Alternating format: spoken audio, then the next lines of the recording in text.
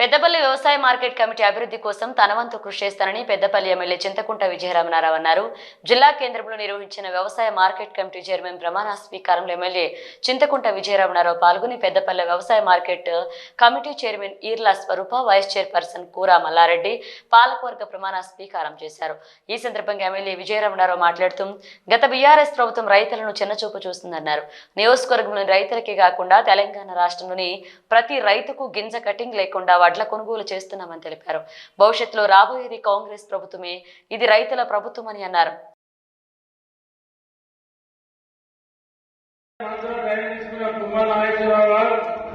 మన మంత్రి శ్రీరామ్ గారు టైం తీసుకుని ప్రమాణ స్వీకారం ఒకటి మా ఇంట్లో ఇన్స్ట్రక్టర్లతో ఆ కార్యక్రమం వాయిదా పడ్డది.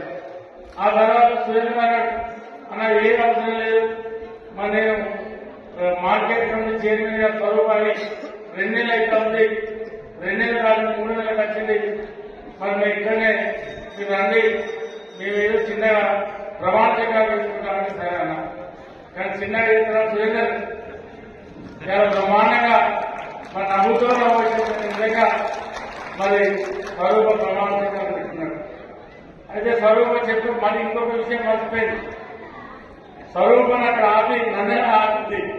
స్వరూపం అక్కడ ఆపి స్వయంగా తప్పు కొట్టి మా స్వాగతం వైపు తీసుకొచ్చింది. ఆ విషయం స్వరూపం చెప్పలే.